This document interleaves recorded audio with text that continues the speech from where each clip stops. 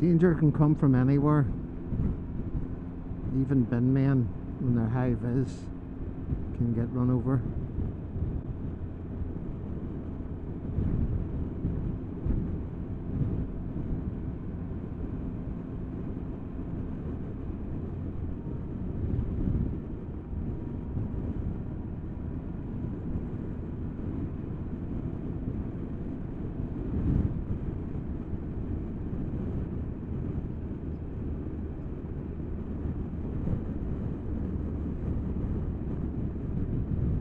I'm gonna pull over because I've got earplugs in, and my helmet is the HJC flip up.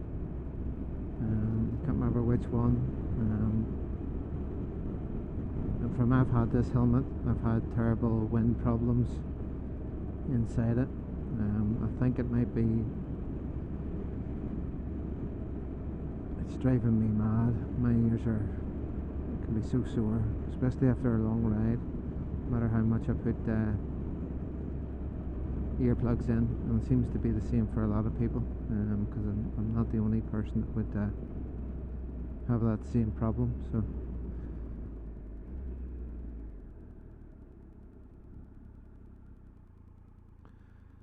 So I'm gonna pull over and I'm gonna sort out a set of earplugs which I have acquired lately, and I don't like them. They are going in the bin, and I'm going to replace them with another pair.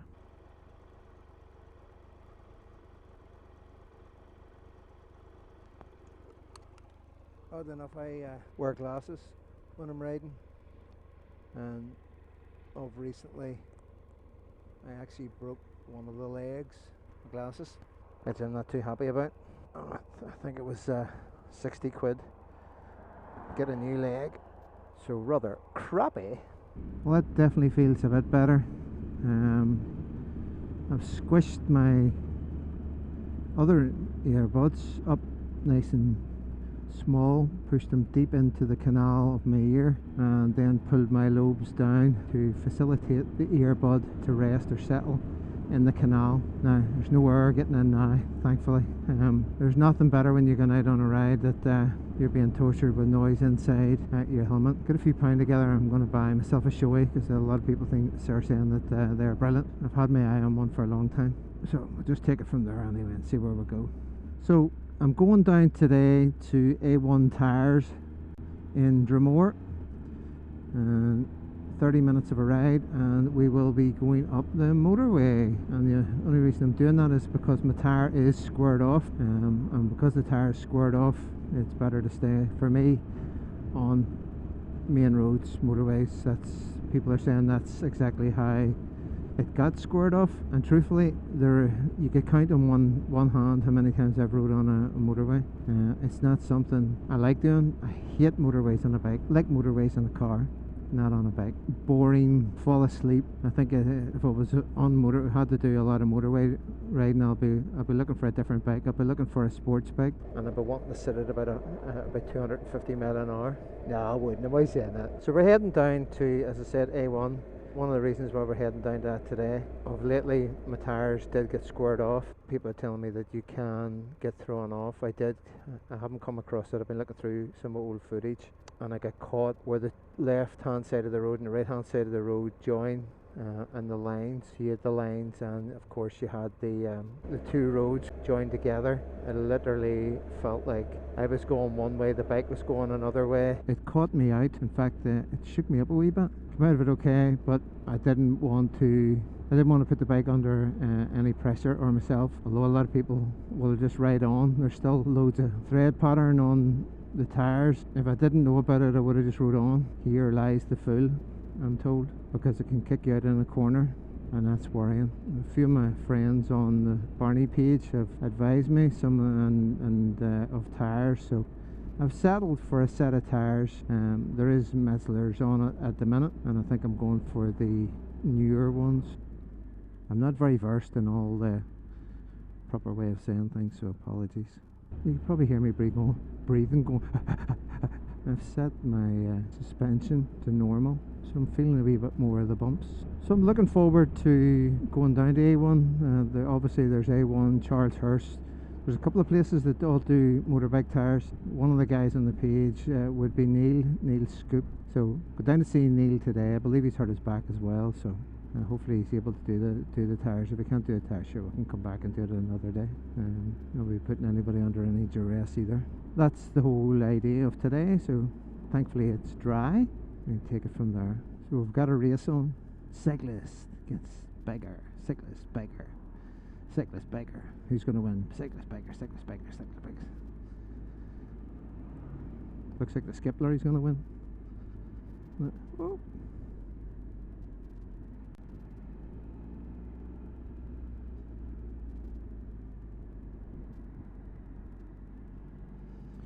Jeepers creepers. So I suppose this is when you need to have your wits about you. Vans parking over the white line, people turning left, right and centre, so just need to be careful. It looks like we're heading down Carlisle Circus. This is the Mater Hospital. Carlisle Circus onto the West Link. Down onto the West Link. Join on the M1 and straight up to Drumore. And this is where you see all the wacky driving. People that come from lane 3 on my right across to lane 1. There you go, look at that, way! Good old BMW driver. And even the two guys in front of me. They can't pick their lane soon enough. They'll leave it to the last minute. Too busy talking to his wife, that's what's wrong. Drumming on your steering wheel. Oh, you see everything. Surprised we don't have anybody on their phone. I know this morning I done the school run. In the space of an 8-mile run, I seen 5 people on their phones, and they have them sitting down at their steering wheel with their head bent forward. People may say, oh, but they were probably looking at the centre of their steering wheel. Well, seeing the amount of people that actually use their phones, without doubt, not enough police, and I think that's what's wrong. The lack of police to patrol is always going to allow people to feel that they can do what they want. And people who use their phone are fairly decent people, I would imagine. Just the fact that they feel that they need that their phone's more important than people's lives. I knew I seen blue lights behind me. I'm not moving very fast for a police car. Well, to answer the question with the earbuds, I still hear a bit of wind. The wind is inside the helmet, not inside my ear canals. So the second set of plugs most definitely have helped. Still hear everything out and around. I've actually connected the sat-nav phone the exact same way, so it's coming through my Bluetooth on my intercom. I'm going to talk also about, I've been doing Apex 66's draws. I've been doing them not every week. I've been doing them more than I actually should be doing them, because it should be only really just for leisure or just now and again. I was chasing the Senna intercom. I think in tickets I probably spent in the region of about, I think it was £4 a ticket. I bought 5 tickets the first time. The draws come up a few times now. So what I've actually done is the first time I took 5 tickets, and shortly after that a few extra tickets as well. So I think all in all I probably took about 8 tickets, maybe, I think. Anyway, taking the amount of money, because the draw has been done a couple of times, this is only just for my own benefit that I'm recording this. It's not really, I still think Apex 66 is a wonderful page, it's a wonderful site, and what they're doing is great. So I think doing 1 ticket and just waiting and seeing if that was it, that's fine. That's probably what I should have done, but I was being greedy because I was intending, I wanted to win, and I didn't win. Yes, the first time I went on it, I won a pair of boots, and I'm wearing them today, so all I can say is I'm very, very grateful, and I will go back to doing more with Apex 66, but when I looked over my bank and I seen how much that I was spending, because I was doing comms, I was doing, I think I done gloves, I done for a motorbike as well. See, I suppose you can't really say that I spent all the money just on the comms. I didn't. The money was spent on various draws, so I suppose it was very watered down a wee bit nervy getting into a corner there because I know I've got squared off tyres. 9 minutes away. So with doing all the draws, it was leaving a bit of a dent on my bank account because I was doing gloves, I was doing maybe a power washer, I'd done one for a bike, and when I look back on it, I'd actually spent a small fortune. It was actually shocking to me. So I pulled out of it for a few weeks. And so when I looked at how much I spent in all the draws, and the reality of it is I could have bought myself a Senna Comms 50R with what I spent on the draws. Well, just under it actually, not the actual amount. I think if you're only doing one draw or you're taking one ticket and waiting to see where it goes, that's probably the way to do it, and that's what I thought I would always do. But I ended up I spent more than I should have spent, and it definitely is over half the price of a 50R. I've seen them at 240 quid, and I've definitely spent at least half of that, if not a wee bit more. So oops. So as it goes anyway, so I'll go back into doing more draws at a later stage. So that was my jumping in with Apex 66 and not winning as much as I thought, but yeah, I'm no different than anybody else. I suppose everybody likes to think that they're going to win. Didn't happen anyway, so maybe in the future. And I do see people who are like double winners on a night, and it happens on a regular basis. How does it happen, or why does it happen? I reckon they must be buying 10 to 20 tickets. I don't know. It's a guess. Is it an educated guess? I have absolutely no idea. What I do know is that there certainly needs to be a certain amount of luck with it as well. You pay your money and wait and find out where you won. That's basically it. Last leg of the ride down. I'm 5 minutes away from A1 Tyres at Drumore, and Neil has ordered me in new boots for the baby, and then I have to run them in. So whenever I get down, I don't think they'll let me film the changing of the tyres and what to do, but I'm you know me, I'm nosy. I like to get stuck in, see what's going on. Probably for health and safety they wouldn't allow you to be on the court anyway while they're doing that. I don't know. A big massive thank you to everybody who helped me with why my tyres were off, and also on the picking of new tyres that we've went with the 01. Same as Neville's. Neville loves them. He really likes them. Talked about giving so much confidence. The grip the road. He would be a harder rider than I would be. I want to stay upright, and I want to make sure that I'm not sliding out in a corner. Hence why I'm getting the tyres changed for that reason. I wish there was somebody that could unsquare the tyres so I get a few more miles out of these, because I have to replace my car tyres now as well. Anybody think I have very hardened tyres? I probably am. I'm harder on the car tyres than I am on the bike tyres, that's for sure. I just adjusted up my suspension and I'm back to feeling every bump. That's better. It doesn't seem as mad down here today. This road normally, it's like a runway. They're in a hurry to get to wherever they're going, and they speed. The road changes the speed between 70 and 60 on and off. Very easy to keep it at 70, get caught for speeding. It'll be very hard for you on this road. But this is another one of them boring roads when you're on a bike. Stay off them if you don't want square tyres. So I'm a minute away. That must be the tyre place round the corner that I always see. Haha! Funny enough, I've seen this place more times than enough. National. Here we go. So I'm not sure if I covered the bit. The earbuds are grand. Yes, I can hear wind inside my helmet, but it's not getting down the channel of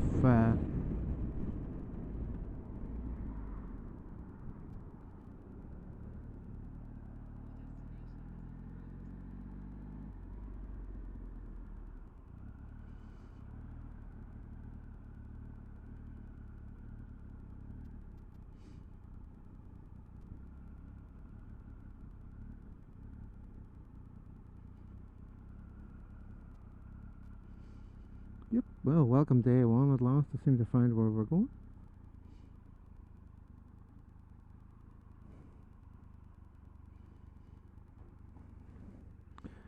And somebody else is in for a set of booties.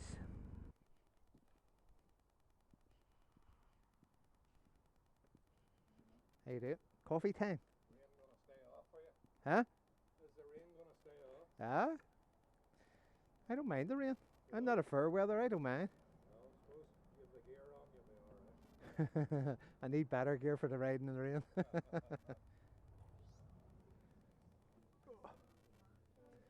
You doing in here? What?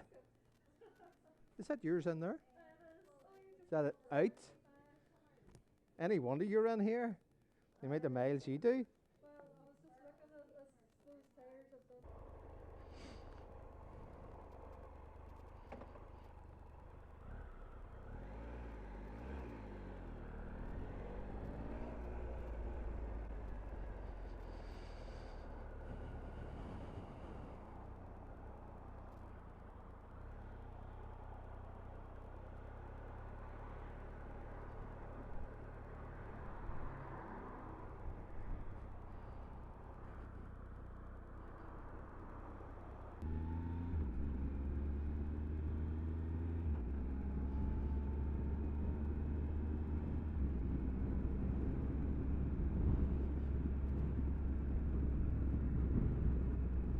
Well, just got me tyres fitted by Neil down at A1, and instantly I can feel the balance or the counterbalance of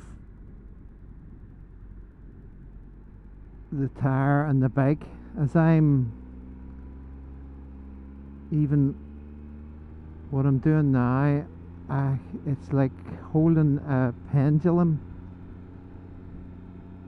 and you can feel the bike moving to that. I haven't felt that in a long time. Now, on speaking to Neil from A1, he said that about 80 mile to run them in, which is fine. I'm good with that. So decided to take a wee windy route on the way home and take my time.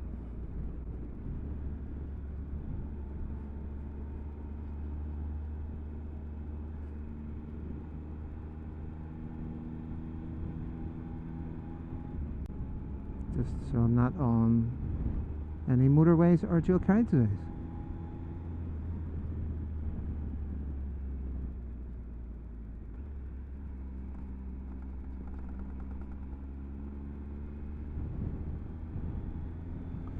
So when I was asking him to have a look over the tyres, what I should have done was record it, but obviously I didn't think. So I was asking him his advice on my tyre wear.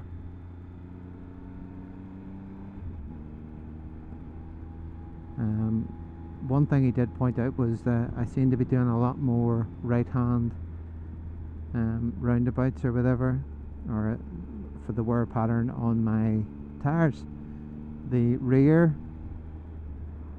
was obviously just looked like it was a lot of motorway, but there was excessive wear on the right hand side of my front tyre, and the centre had a lip. He was actually surprised that it didn't or hadn't come off, or if it got caught in a groove, it would have been hard to get out. Well, that's what I did experience. So I mean, is what he had said was how I did experience the handling of the bike. Now,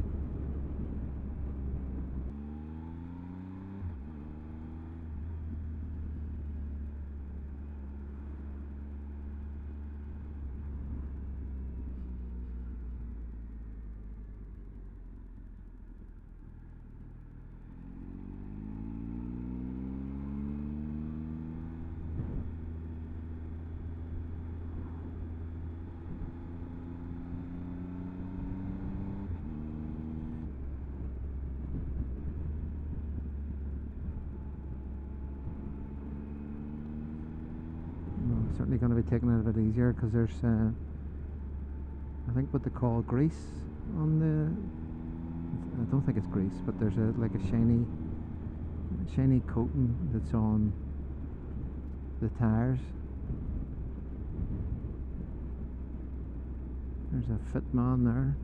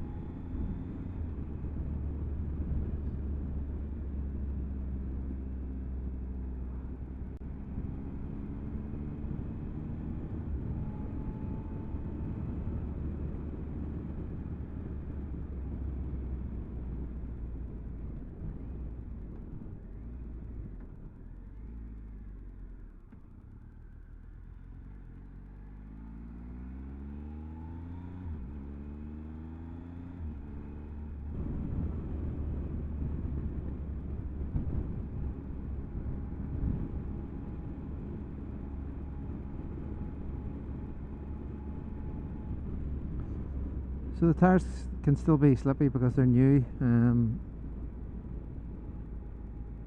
so it's just wearing them in slightly,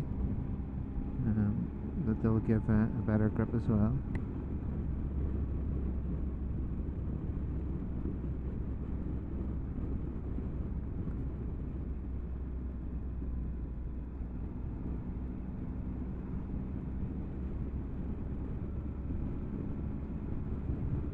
Hillsborough out to the right. We're going to head on.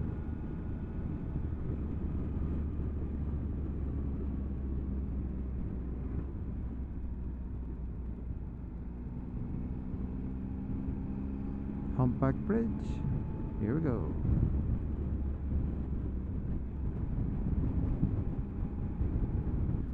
Very mucky.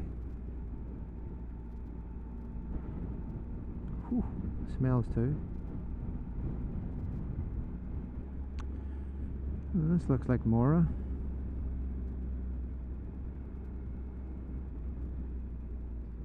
Yes, it is indeed.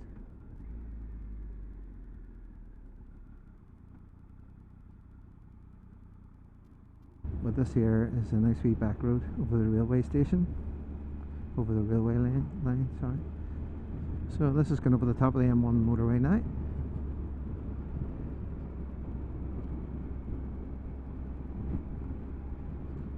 It's not as widely used as the main road which I just came off. Yay, we get to see a train. Happy days. So even when I'm stopping, I can feel that the bike is better balanced with the new tyres on. I didn't realise that the tyres were rapidly depleting. So I was very lucky, blessed. Thank you, Lord. You keep me upright. So park and brake on. Just wait for a train. Let's put the screen down a bit.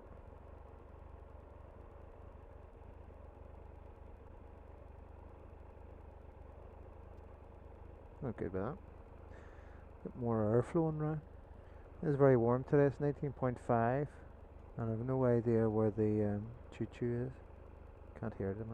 Just hear my bike. So as I was saying earlier on, I broke the leg of my glasses, squeezing it in between my helmet all the time.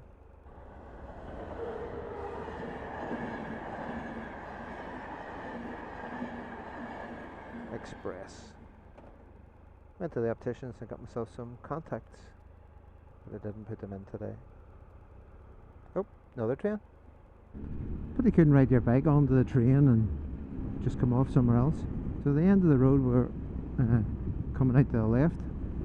We'll be going left and heading towards Knott's Corner, where the Sunday market normally is. So we just set the cruise control and away we go. Well, I can still definitely feel the difference with the new tyres. I didn't realise that the handling had changed so much, but as soon as I went to move forward, I could feel that the bike just seemed to be better balanced, and that might be because of less contact with the road. I would have thought in my head, being a car driver as well, that more contact meant better planted, where I can certainly say it feels better this way now that I know that the tyres have a smaller contact patch on the road. I'm not scientific when it comes to how it all works or whatever, but it just feels better. Until I actually get them running, I won't really know on cornering. But Neil did say to me that this brand of tyres is really in around the 8,000-9,000, which is exactly where I am on mileage with these. So I'm not going anywhere else today. The wife is off and she can do the kids, a few other things to do, so tyres on, let's go home. I can get out another day to rub them in. So nothing mad, just keep everything as is. And so at the bottom of the hill here, we're going to make a wee turn to the left and then snake over to where we need to go. Just a gentle ride, just to break the tyres in. Dennis Wilson's of Glenavy. If you're ever looking for a part, tool, a nut, that's the place. Old school. And this is the Belfast Road as we go through Glenavy. Another place I love in that bar there, Lolly Johnson's. Fantastic.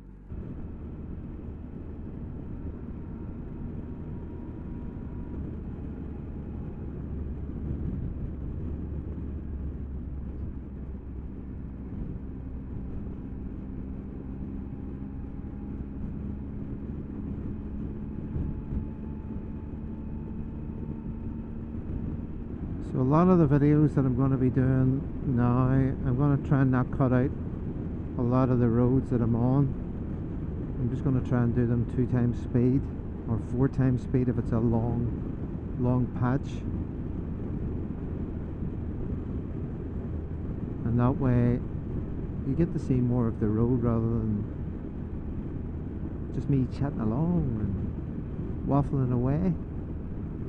I could probably talk to myself all day long. I'm just going to please myself. I've been trying to please everybody, and I don't know whether it's working or not working, and everybody has their own groups within the group. So when I go for the wee ride outs, I don't know whether I want to put it up on the page and say that I'm having a wee ride out, because it's always disappointing. I can never get the people that need to go. Everybody has things going on in their life anyway. I have to respect that as well. Some nice bends on this here.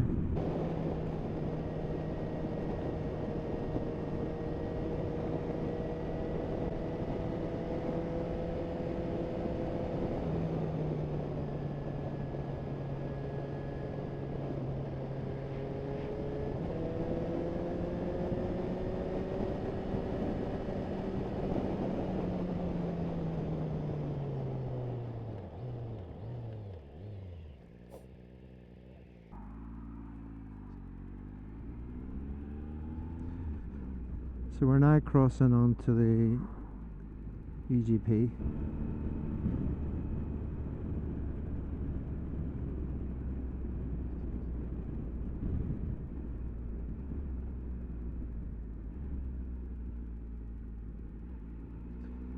So coming off the Ulster Grand Prix circuit, Dundroad, this is one of the side roads.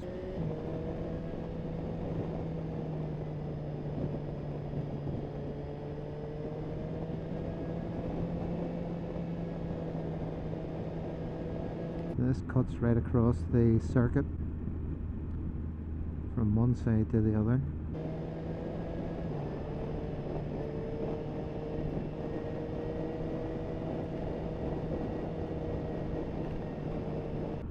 Bumpy Road.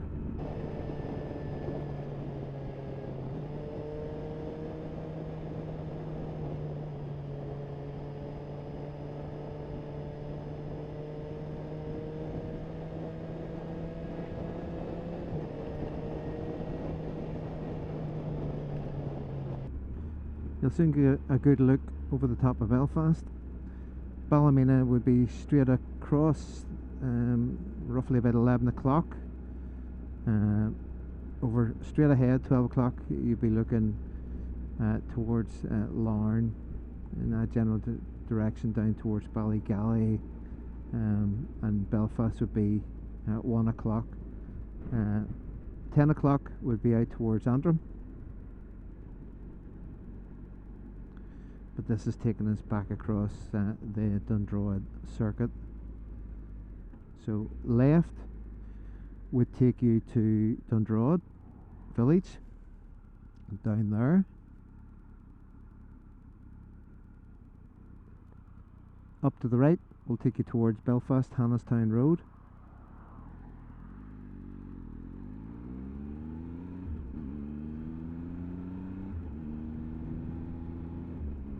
And this wee road here will take you up to the top of Divis Mountain. And if you fancy a bit of glamping, or there is a walk right up to the top of the mountain. It used to be an army base for many years.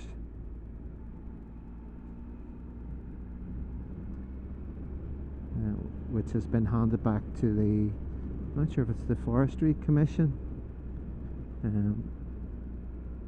but that would be right up there on top where the aerials are. And you go right round, follow the road, I'll show you where you turn, and that road takes you, there's a coffee shop and all, so you can park the bike and then you can go for the walk up to the top. I don't know if you're allowed to take the bikes up.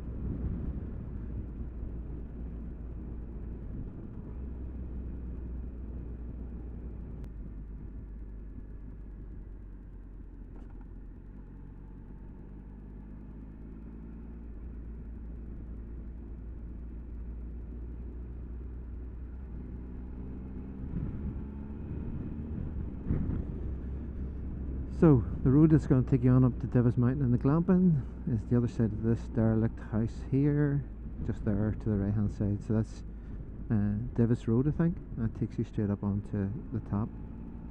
During the winter, not possible at all, simply because of the amount. It probably gets 2 feet of snow, maybe a bit more. So that's the end of the wee journey today. Thank you for coming along with me on it. New tyres, bike handles, so much better. Time to scrub them in. Well, 10 miles done. Another 70 to do.